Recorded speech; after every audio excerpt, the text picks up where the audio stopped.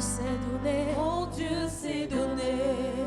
Je ne peux imaginer combien ça coûterait. À la croix, il a pris ma place. Mon Dieu s'est donné. il a pris ma place. Il a pris ma place. Il a pris ma place. Oh, Jésus a pris ma place. Il a pris ma place. Oh oui. Il a pris ma place. C'est toi qui es digne de recevoir toute la louange. Tu es digne de recevoir l'éternité. Et à tout jamais, tu es maître, tu es Seigneur. Les autres peuvent avoir nos mérites, ils peuvent avoir nos acclamations, mais ils vont finir par mourir. Ils vont finir par disparaître. Et leur nom sera enterré avec le fil des années. Mais la Bible déclare, tu es le même hier, aujourd'hui et éternellement. Et il y a eu des personnes, des dignités et des dignitaires au ciel. Mais personne n'a été digne de pouvoir prendre le livre des sceaux et d'en déceler les sceaux et de lire à l'intérieur du livre. Ce livre qui était écrit en dessous et en deçà, qui était rempli de paroles. Personne n'avait la possibilité, sinon personne n'a eu le courage nécessaire, la dignité nécessaire de pouvoir prendre le livre de vie et de pouvoir déceler les sceaux. Mais tu as été digne de laisser la royauté céleste, de laisser la divinité et de venir te confondre dans un endroit que tu n'avais jamais goûté, l'endroit de l'humanité où tu as connu la souffrance, où tu as connu la haine, où tu as connu les guerres, où tu as connu les insultes et tu as laissé qu'on te crache dessus. Toi le Seigneur de gloire, toi qui as créé la bouche et aujourd'hui cette bouche a craché dessus. Mais tu as accepté, pendant que tu avais l'autorité de pouvoir descendre même sur, empêcher qu'on t'arrête pour te mettre sur la croix, mais tu as laissé. Tu as été digne, tu as été digne, tu as été trouvé digne dans les cieux, tu as été trouvé digne dans les cieux et des cieux, tu as été trouvé digne. Seigneur, nous t'apprécions. Nous apprécions ce que tu fais au milieu de nous. Seigneur, nous t'aimons. Seigneur, nous t'aimons. Seigneur, nous t'aimons. Seigneur, nous t'aimons. Seigneur, nous t'aimons, nous t'aimons, nous aimons ce que tu fais. C'est un privilège de venir au-devant de toi. C'est une grosse opportunité. Et nous ne sommes pas, Seigneur, fatigués de dire, nous t'aimons, Seigneur. Nous t'aimons, Seigneur. Plus de toi, Seigneur. Plus de toi, Seigneur. Plus de toi, Seigneur. Plus de toi. Plus de ta ressemblance, plus de toi, plus de discernement de ta voix, de ta volonté, Seigneur, plus de toi. Est-ce qu'on peut le lui dire ensemble? Plus de toi, Seigneur, plus de toi. Plus de ta ressemblance, plus de toi, plus de discernement de ta voix, de ta volonté, Seigneur, plus de toi. Dis-le lui, plus de toi, Seigneur, plus de toi. Plus de ta ressemblance, plus de toi, plus de discernement de ta voix, de ta volonté, Seigneur, plus de toi, plus de toi, Seigneur, plus de toi. Plus de ta ressemblance, plus de toi, plus de discernement de ta voix, de ta volonté, Seigneur, plus de toi, de ta volonté, Seigneur. Tu es en train de prier en entendant que tu lui dis ça. De ta volonté, Seigneur, plus de toi. De ta volonté,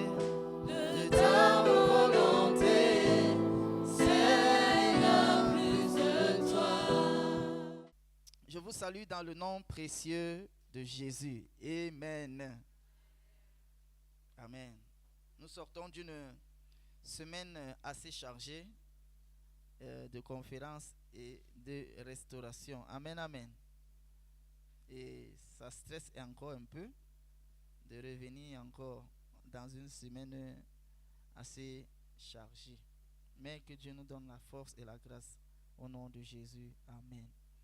Nous voulons échanger, je ne pense pas que je serai long. Donc, nous allons échanger autour du thème quand Dieu t'envoie en mission. Et comme j'ai dit, je ne pense vraiment pas que je serai long. Alors, nous allons lire 3 textes dans 1 Samuel, dans Jonas et dans Juge.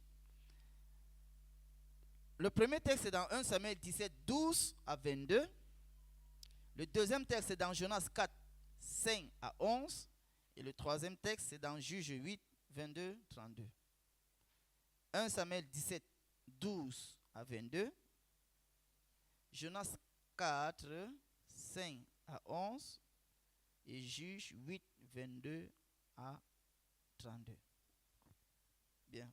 On commence avec 1 Samuel 17, 12 à 22. 1 Samuel 17, 12 à 22. 1 Samuel 17, 12 à 22.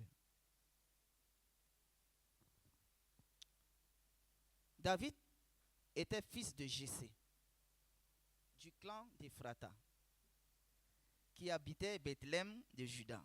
Jessé avait 8 fils, et à l'époque de Saül, il était, merci beaucoup à la technique, il était un notable respecté. 13. Ses 3 fils aînés, Eliab, Abinadab et Shama, avaient été mobilisés et ils étaient partis combattre avec Saül. Quant à David le plus jeune, il allait servir Saül et revenait régulièrement s'occuper des moutons de son père à Bethléem. Pendant 40 jours, Goliath le Philistin se présenta matin et soir en face de l'armée d'Israël. Verset 20. Tôt le matin, le lendemain matin, David confia ses moutons à un gardien. Il prit ce qu'il devait emporter et s'en alla. Comme Jessé le lui avait ordonné, il arrivait au camp à l'heure où l'armée allait prendre position et poussait le cri de guerre. Verset 22. David laissa ses affaires entre les mains du gardien des bagages et se rendit en hâte là où se trouvait l'armée. Il y rejoint ses frères et leur demanda comment ils allaient. Premier texte, c'est bon. Maintenant, deuxième texte, c'est dans Jonas 4, 5 à 11.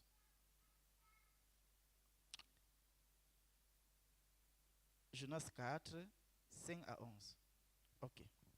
Jonas sortit de la ville et s'arrêta à l'est de Ninive. Là, se fit une cabane à l'abri de laquelle il s'assit. Il attendait voir ce qui allait se passer dans la ville. Le Seigneur, Dieu, fit pousser une plante plus haute que Jonas pour lui donner de l'ombre et le guérit de sa mauvaise humeur. Jonas en éprouva une grande joie. 7. Le lendemain, au lever du jour, Dieu envoya un ver s'attaquer à la plante et elle sécha. Puis, quand le soleil parut, Dieu fit souffler de l'est un vent brûlant. Le soleil tapa sur la tête de Jonas qui faillit s'évanouir. Il souhaita la mort en disant, je préfère la mort à la vie. 9. Dieu demanda, as-tu raison d'être en colère au sujet de cette plante? Jonas répondit, oui, j'ai de bonnes raisons d'être en colère au point de désirer la mort. Alors le Seigneur reprit, écoute, cette plante ne t'a donné aucun travail. Ce n'est pas toi qui l'as fait pousser. Elle a grandi en une nuit et elle a disparu la nuit suivante. Pourtant, tu en as pitié. Et tu voudras que moi, je n'ai pas pitié de Ninive, la grande ville, là où il y a plus de 120 000 êtres humains qui ignorent ce qui est bon pour eux, ainsi qu'un grand nombre d'animaux. Parole du Seigneur, nous lisons le troisième texte, dans Juge 8, 22. Juge 8, 22. Juge 8, 22 à 32. Après cela, les Israélites disent à Gédéon, sois notre chef et que ton fils et ton petit-fils te succèdent, car tu nous as délivrés des Madianites. Non, répondit-il, je ne serai pas votre chef, et mon fils pas davantage.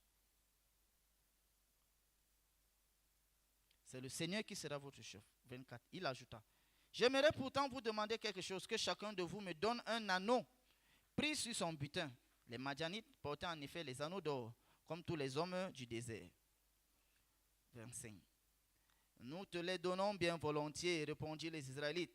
Ils étendirent un manteau par terre, et chacun y jeta un anneau de son butin. Les anneaux d'or demandés par Gédéon pesaient près de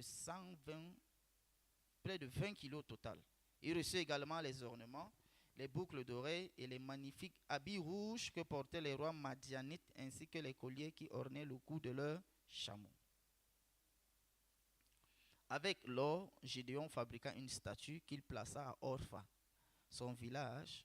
Les Israélites se mirent à adorer cette idole, qui devint ainsi un piège pour Gédéon et sa famille. 28. Dès lors, les Madianites furent soumis aux Israélites. Jamais plus ils ne se relevèrent de leur défaite. Le pays connut le repos que procure la paix pendant 40 ans, aussi longtemps que vécut Gédéon. Yerubal, c'est-à-dire Gédéon, fils de Yoach, retourna habiter dans sa maison. 32. Gédéon mourut après une heureuse vieillesse. On l'enterra à Ophra, village du clan d'Abiazar, dans le tombeau de Yoach son père. Parole du Seigneur. Alléluia. Alors, voilà les 3 textes qui vont nous conduire durant notre échange sur quand Dieu t'envoie en mission. Nous avons lu 1 Samuel, nous avons lu Jonas et nous avons lu Juge. Amen, amen. Alors, pendant que David était envoyé sur le champ de mission par son père, en fait, David, il se retrouve sur le champ de mission, pas pour faire la guerre, mais c'est par obéissance à son père naturel que David se retrouve en mission de la part du Seigneur. Donc, quand David était en train de partir pour saluer ses frères et apporter de la nourriture, il partait en obéissance à son père. Et pourtant, le texte nous fait savoir qu'il était en mission de Dieu. Que ce soit Gédéon, il était en train de battre la farine dans le pressoir. Et pourtant, quand on lit le texte, on nous fait savoir qu'il était en mission parce que l'ange est venu apprécier son geste et l'a confié la victoire, sinon la mission, pour renverser les Philistins. Amen, amen. Donc, nous avons dans les 3 textes 3 personnes qui semblaient ne pas faire la chose de Dieu, mais qui s'est retrouvées en train de faire la chose de Dieu.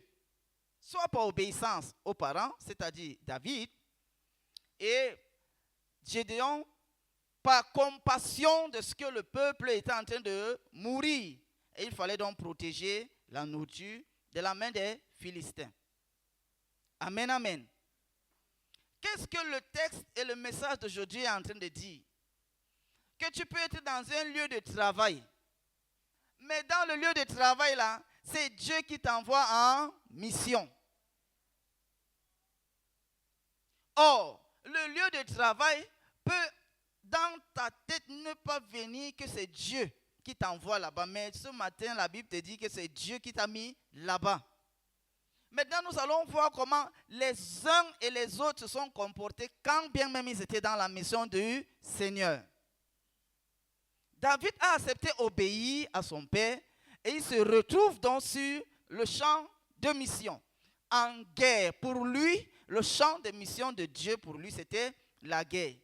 Mais il s'est retrouvé là-bas comment? Simplement parce qu'il a dit qu'il a obéi à son papa. Gédéon se retrouve en train d'être le grand vaillant héros. Pourquoi? Parce qu'il avait mis de côté la nourriture et il était en train de battre le blé. Que ce soit dans nos travaux, que ce soit dans nos quartiers, que ce soit dans le lieu où nous trouvons, Dieu te dit ce matin que dans ce lieu-là, tu es en mission. Donne-moi un bon amen. Alléluia.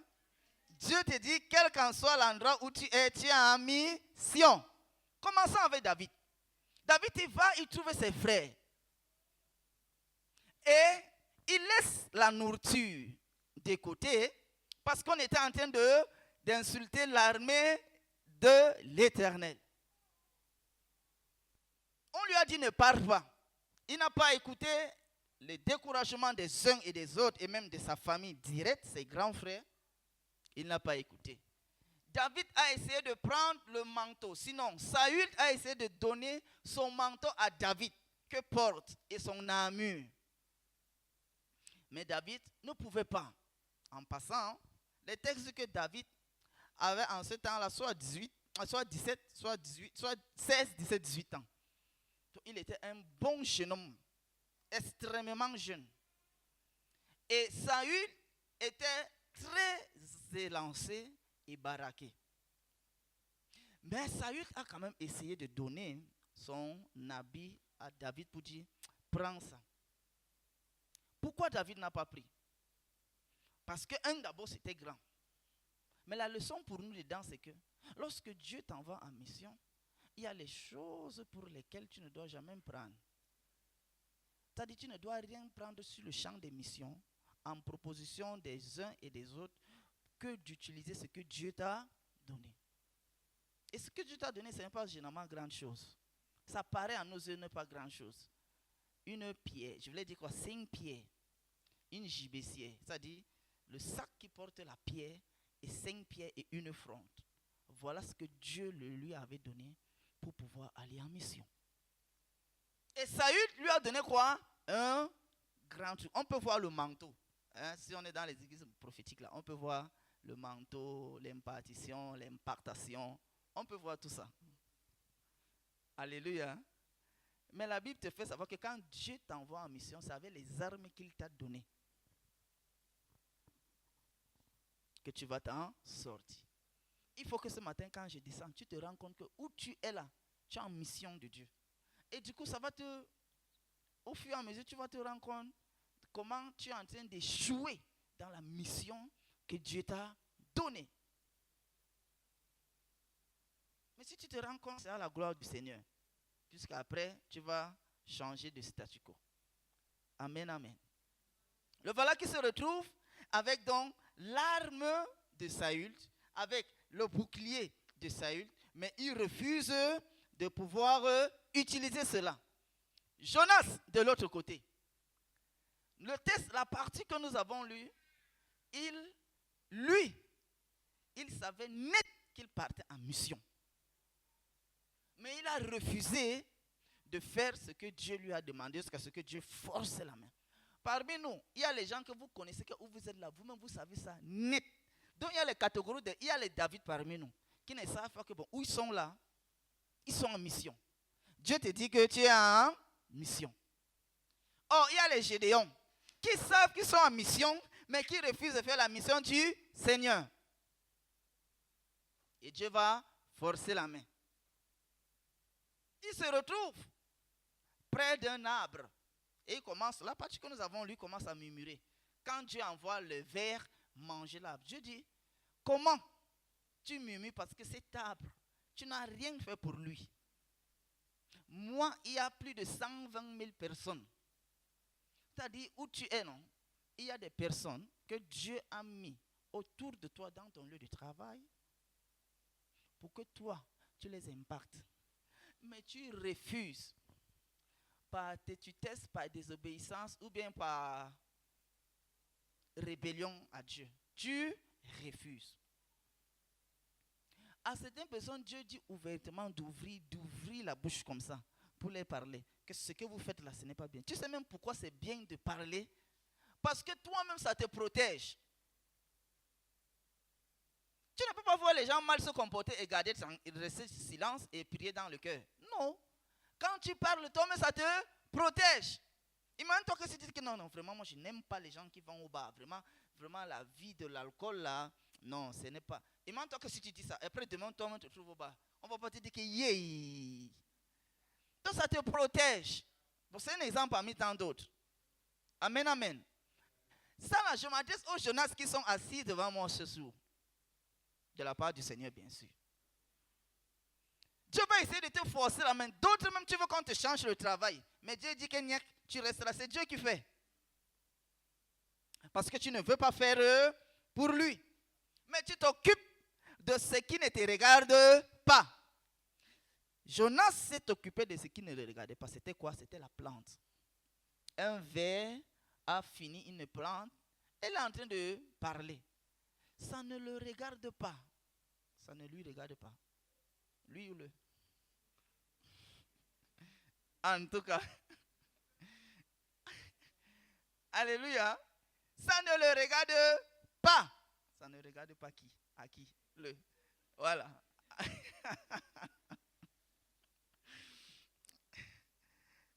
Alléluia.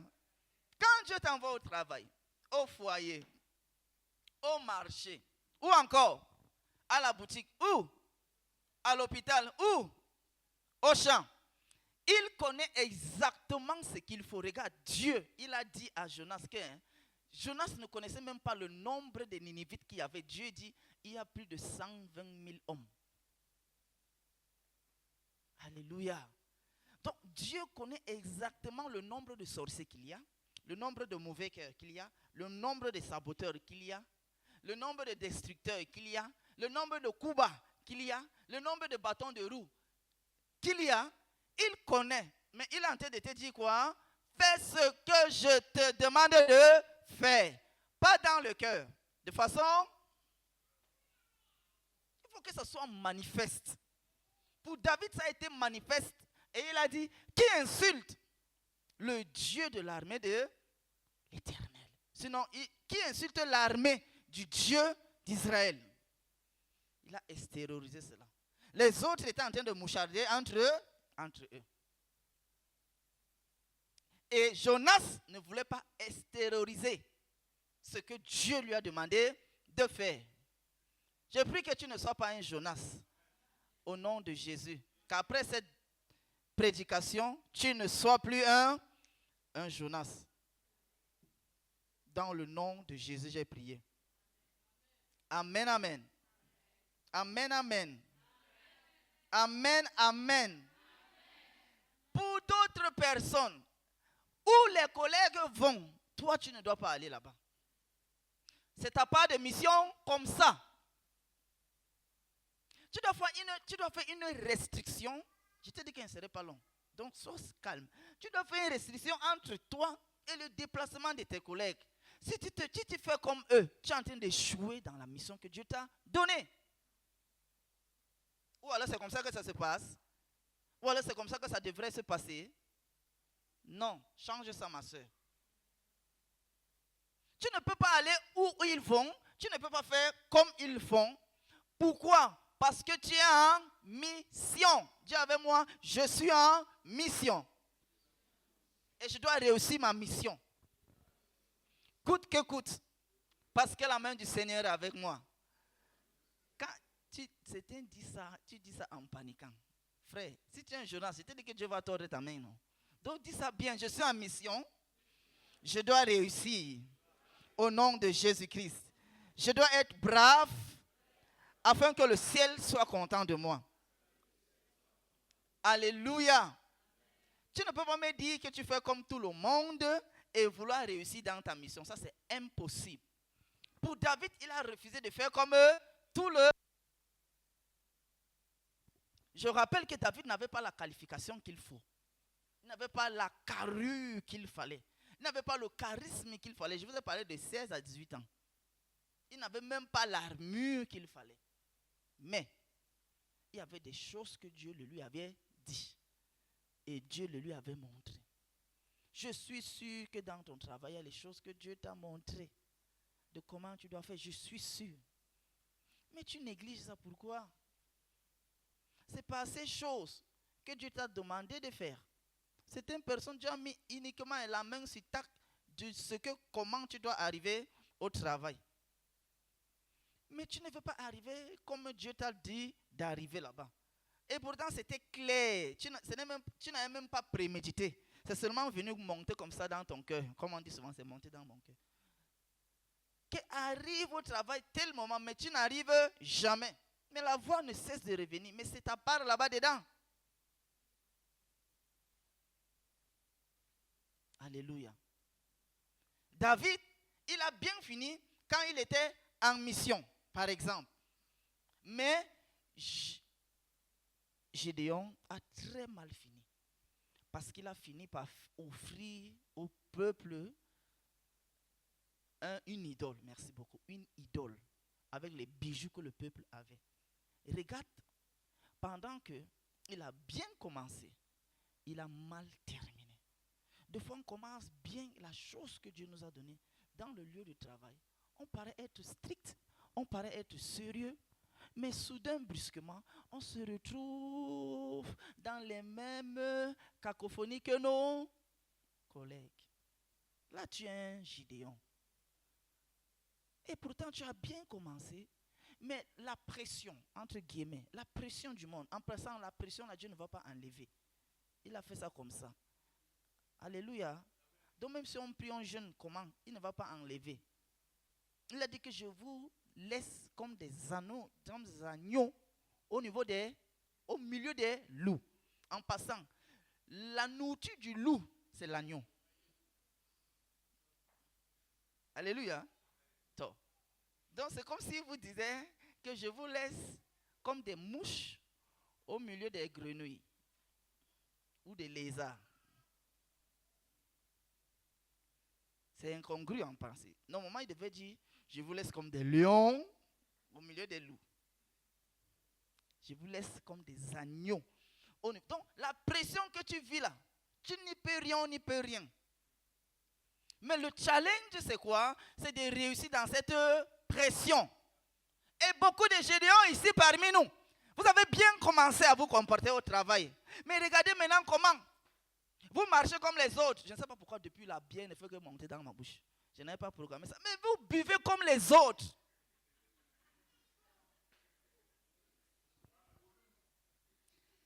Vous buvez comme les autres. Tu es un Gédéon. Certains, vous ne papotez pas. Mais maintenant, vous papotez. Comme les autres. Tu es devenu une Gédéonne. Voilà. Là, ça te montre que c'est pour une dame. Alléluia. Donc, si tu es un homme, tu papotes, la honte est trop quand même. Il y a des choses que quand c'est les femmes, ça passe. Que, bon, elle aime le Congo, ça. Mais quand on dit il aime le Congo, ça dit, ne sois pas une Gédéonne. Gédéon commence bien. Mais Gédéon finit mal. Vous êtes là comme vous êtes là. Mais il y a beaucoup de Gédéons. C'est à notre honte. C'est à notre honte. Si on nous retrouve dans les mêmes saletés que hier on n'était pas dedans, c'est à notre honte. Et nous empêchons les sous-miracles de pouvoir se réaliser. Pour ceux qui n'étaient pas à la conférence, le sous-miracle c'est quoi? C'est ce qui se déclenche dans la vie des personnes qui t'observent et qui t'apprécient sans te dire. C'est ça le sous-miracle. C'est-à-dire, elle est dans les difficultés, mais elle ne maudit pas le Seigneur. Ça veut dire que Dieu peut agir dans ma vie. Quand la personne dit ça comme ça, c'est déjà un sous-miracle qui s'est passé dans sa vie. Et on a illustré ça avec Rahab, qui a reçu le sous-miracle de la protection de toute sa famille, qui était le miracle des Israélites. Amen, amen.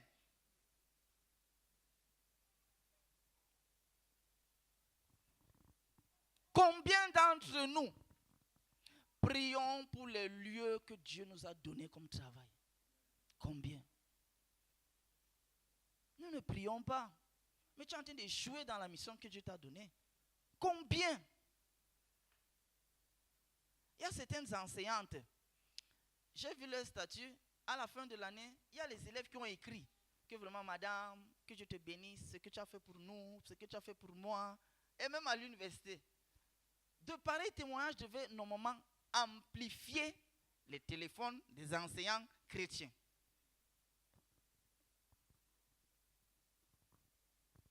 Amen, amen.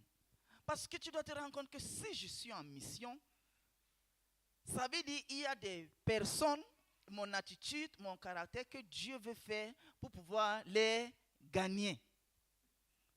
Et dans le monde professionnel, si on nous retrouve, je vous ai dit que je ne sais pas pourquoi le vin est toujours en train de venir dans ma bouche, mais si on nous retrouve là-bas dedans, nous sommes en train d'échouer cela. Tandis que Dieu donne l'arme du silence. Vous utilisez l'arme de votre famille. Donc, à cette personne, Dieu donne quoi? L'arme du silence. À David, Dieu a donné 5 pierres. C'est insignifiant. Pour d'autres, c'est le silence. C'est toi, ça, son arme. Mais tu vois que c'est petit. Il faut que tu prennes les bavardages. J'appelle ça l'armure de Saül. Il faut que tu prennes les... Tu ne complètes pas. Il faut que tu prennes les rébellions. C'est ça l'arme de Saül. Et pourtant, pour toi, c'est quoi? Le silence. D'autres, c'est un nom sec que Dieu te donne. Que non, je ne suis pas moi dedans. Et il faut que le je ne suis pas moi dedans là, ça soit vraiment que je ne suis pas moi dedans. Amen, amen. Pour certains, c'est le déplacement restrictif avec les collègues. Mais vous, qu'est-ce que vous utilisez? C'est les sorties. C'est ça l'arme que le dehors te propose, c'est les sorties. Et l'autre Dieu propose quoi? Le déplacement restrictif. Voilà, je vous ai dit que je ne serai pas long. Donc le message d'aujourd'hui, quand Dieu nous envoie en mission, il y a les David qui ne connaissent pas qui sont en mission. Il y a les Gideon qui refusent de faire la mission. Je voulais dire quoi? Merci. Il y a les Jonas qui refusent de faire la mission du Seigneur. Et il y a les Gideon qui ont mal fini la mission du Seigneur. Dans quelle catégorie es-tu? David, Jonas ou Gideon? Dans quelle catégorie es-tu? David, qui ne sait pas, mais qui a bien fini. Jonas, qui sait, mais qui est têtu. Gédéon, qui a mal fini. Nous voulons parler au Seigneur. Parle au Seigneur. Parlons au Seigneur. Seigneur, je n'ai pas réalisé que plusieurs fois, j'étais en mission. Dans ma famille, dans mon quartier, dans mon boulot, je n'ai pas réalisé. Et je n'ai pas parlé quand il fallait parler. Je n'ai pas montré mon mécontentement. Je n'ai pas montré mon mécontentement. J'ai accepté faire comme tout le monde. Je n'ai pas parlé quand il le fallait. Et je n'ai pas manifesté, Seigneur, le courage et, Seigneur, l'abnégation dont il fallait que je fasse preuve. Ce matin, Seigneur, je prie que tu me pardonnes. Ce matin, je vais être une nouvelle personne. Que le lundi qui vient, qu'on voit, Seigneur, une nouvelle personne apparaître. Oui, Seigneur. Peut-être j'étais Jonas. Seigneur, pardonne-moi. Si tu étais un Jonas, Seigneur, pardonne-moi. Parce que j'ai refusé. Tu m'as tant parlé, mais j'ai refusé de le faire. Seigneur, pardonne-moi. Si tu es un Gédéon, Seigneur, j'ai bien commencé, mais j'ai commencé à faiblir. La pression. Seigneur, pardonne-moi. Relève-moi. Redonne-moi la force, Seigneur Jésus. Redonne-moi la force, Seigneur Jésus. Redonne-moi la force, Seigneur Jésus. Et si j'étais un David, oh Seigneur, oui Seigneur, donne-moi de prendre conscience de où tu m'as envoyé, de où tu m'as mis. Je t'en supplie. Je ne veux pas marcher avec les armes que le travail va me proposer. Non. Que les collègues vont me proposer. Non. Que ma famille va me proposer. Non. Que mon entourage va me proposer. Non. Que mes amis vont me proposer. Non. Mais je veux marcher avec les armes que toi, tu m'as données de pouvoir marcher. Afin, ô Seigneur, d'être la personne qui régit le ciel où tu m'as mis. Je t'en supplie, Seigneur. Je t'en supplie, Seigneur. Est-ce que tu peux demander que Dieu fasse quelque chose? David avait dit à Dieu dans un cantique, il dit, ne me prive pas de ta présence. Il dit, n'enlève pas ton Saint-Esprit en moi. Ça, c'est quand il avait péché contre Uri. Il avait tué Uri, il était allé vers Bathsheba. Nous aussi demandons cette chose au Seigneur, Seigneur. Ne me prive pas de ta présence et que ton Saint-Esprit me remplisse, Seigneur. Donne-moi la joie de ton salut pour que je puisse t'adorer. Si tu ne fais pas la mission que Dieu a dit que tu fasses, tu ne peux pas bien l'adorer. Tu ne peux pas bien l'adorer puisque l'adoration que nous faisons le dimanche, c'est censé être le débordement de ce que nous faisons en semaine. Au Seigneur. Crée en moi un cœur pur, sanctifie-moi, purifie-moi. Crée en moi un cœur pur pour t'adorer, Seigneur.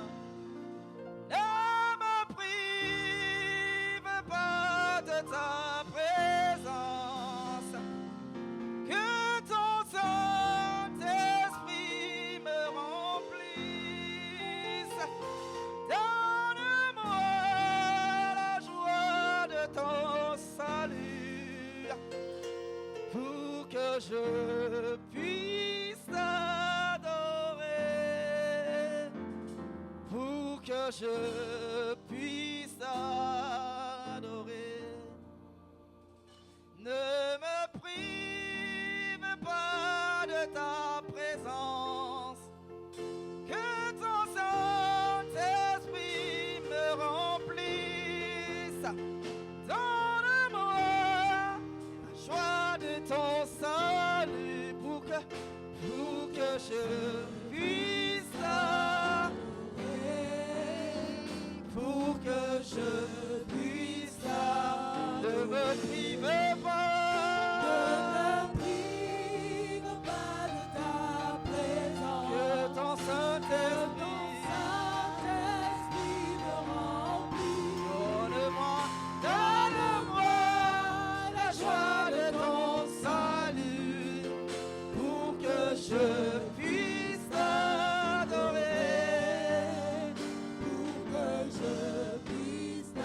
Ne me prive pas de ta parole.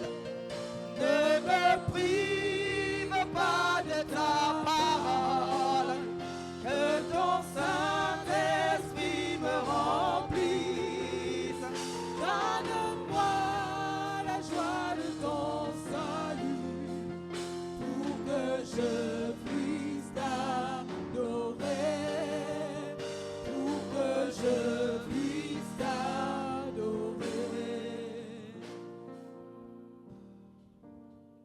Lorsque nous perdons l'écoute de la voix de la parole du Seigneur, nous pouvons nous retrouver comme Gédéon, qui avait perdu l'écoute de la voix du Seigneur et qui a érigé une idole. Une idole. Une idole. Quelle est l'idole qui est montée dans ton cœur? Parce que tu as perdu l'écoute de la voix du Seigneur. Parce que tu as perdu l'écoute de la voix du Seigneur. Parce que tu as perdu l'écoute de la voix du Seigneur. L'idole, c'est ce qui te détourne de ta mission. L'idole, c'est ce qui te détourne de ta mission. Et Gédéon, la Bible précise qu'il a eu un règne de paix. Qu'au temps de Gédéon, il y avait la paix. Mais il a érigé l'autel d'idole. L'autel d'idole. Quand bien même il y avait la paix, mais ce n'était plus avec la présence du Seigneur. Tu peux travailler sans la présence du Seigneur. Tu peux avoir des avancements sans la présence du Seigneur. Mais là, tu es un Gédéon. Et ce n'est pas bon pour Dieu. Ce n'est pas bon pour le ciel. Et ce n'est pas bon pour toi.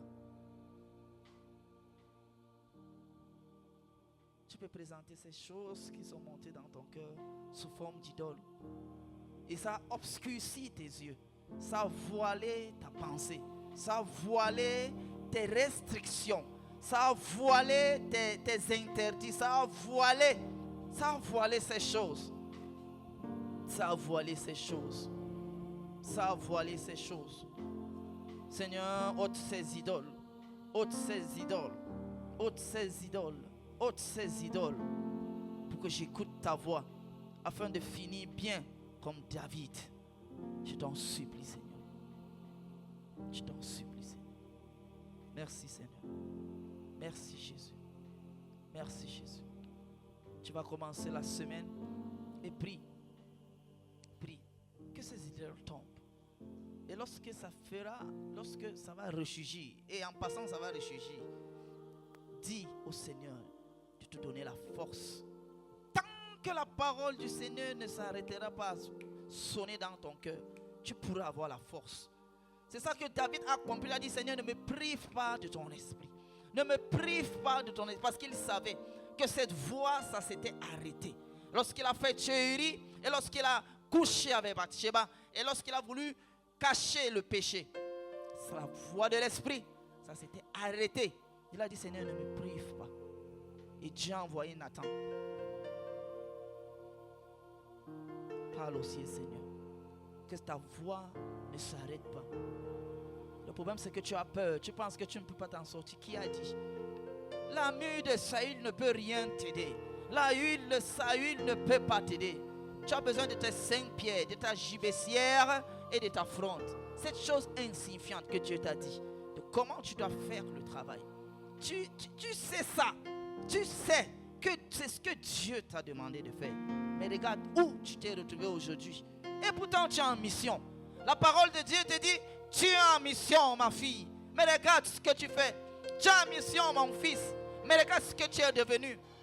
Les mêmes paroles, les mêmes fréquentations, les mêmes habillements, les mêmes papatos, les mêmes. Et pourtant tu es en mission. Tu devais être différent. Tu devais être différent. Car tu es en mission. Car tu es en mission. Tu es en mission.